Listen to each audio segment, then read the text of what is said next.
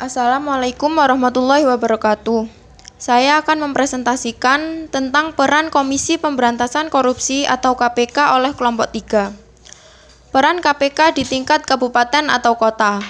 Ide membentuk KPK di daerah tiada lain dimaksudkan sebagai upaya simultan untuk mempercepat strategi pencegahan, edukasi, dan pemberantasan tindak pidana korupsi yang selama ini telah menjerat kepala daerah, pejabat daerah dan pengusaha di tingkat kabupaten atau kota. Dalam konteks pembentukan kelembagaan KPK di daerah bukan dimaksudkan untuk mengambil alih tugas pemberantasan korupsi dari lembaga-lembaga yang ada sebelumnya, baik di tingkat kepolisian dan kejaksaan.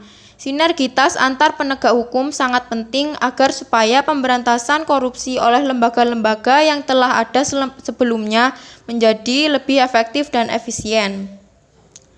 Peran KPK di tingkat provinsi. Tahun 2006, 19 Juni menahan Gubernur Kalimantan Timur Suwarno AF setelah diperiksa KPK dalam kasus izin pelepasan kawasan hutan seluas 147.000 hektar untuk perkebunan kelapa sawit tanpa jaminan, di mana negara dirugikan tak kurang dari 440 miliar rupiah. Kemudian 2 September memeriksa Gubernur Jawa Barat Dani Setiawan selama 11 jam di gedung KPK.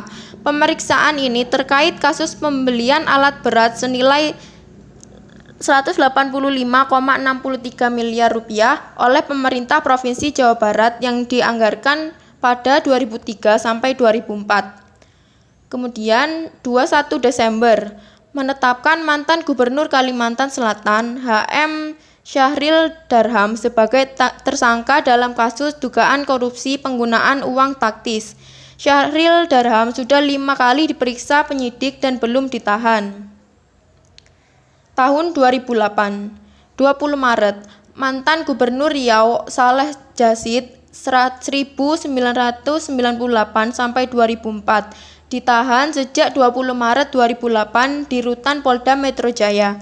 Saleh yang juga anggota DPR RI Partai Golkar ditetapkan sebagai tersangka sejak November 2007 dalam kasus dugaan korupsi penggandaan 20 unit mobil pemadam kebakaran senilai 15 miliar rupiah. Saleh Jasid telah divonis pengadilan tipikor selama 4 tahun penjara.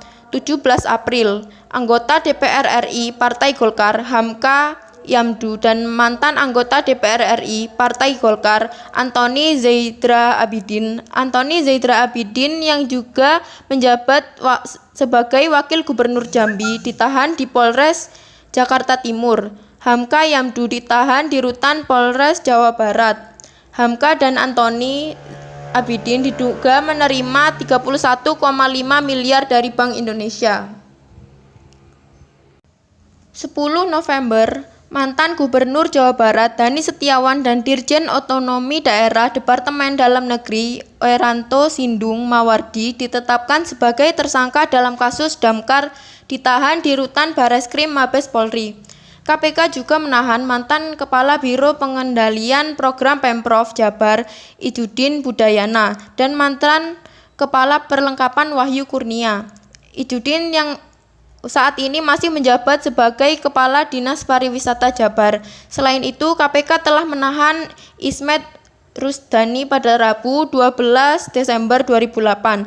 Ismet yang menjabat staf Biro Keuangan di lingkungan Pemprov Kalimantan Timur ditahan di Rutan Polda Metro Jaya. Damkar juga menyeret Ketua Kamar Dagang dan Industri Kadin Kota Depok Yusuf yang juga ditetapkan sebagai tersangka pada Senin 22 September 2008.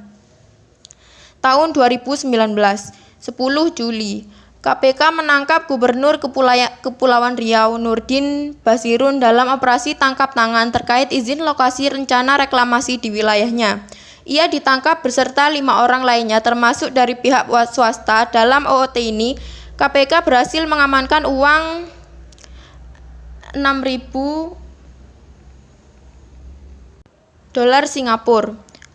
29 Juli 2019, KPK menetapkan Sekretaris Jawa Barat Iwa Karniwa sebagai tersangka dalam kasus izin proyek Meikarta.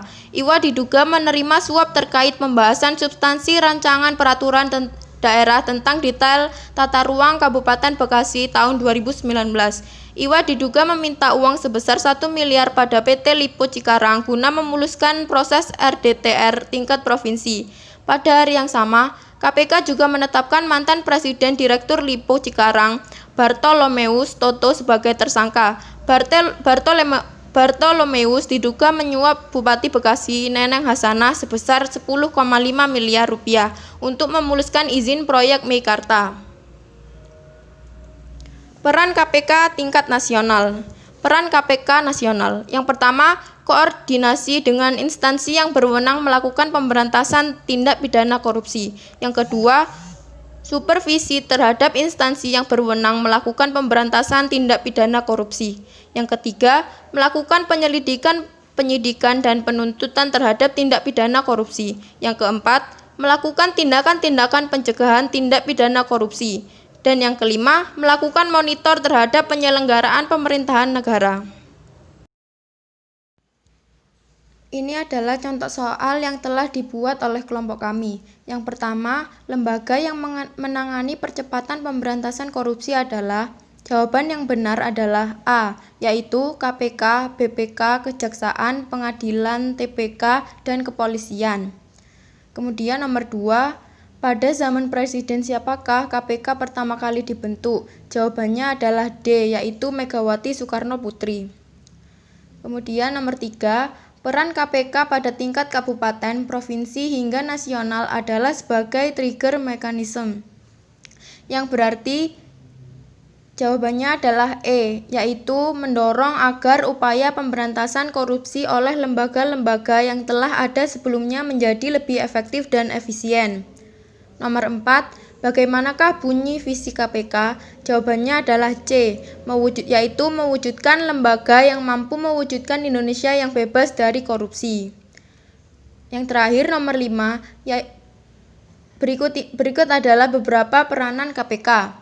Yang pertama, tidak ikut serta koordinasi dengan instansi yang berwenang melakukan pemberantasan tindak pidana. 2. Menyelidiki laporan khusus dari provinsi serta kabupaten. 3. Supervisi terhadap instansi yang berwenang melakukan pemberantasan tindak pidana korupsi. Yang keempat, lembaga yang melaporkan tindak pidana korupsi. Pernyataan yang salah adalah jawabannya C, yaitu 1 dan 4. Terima kasih. Wassalamualaikum warahmatullahi wabarakatuh.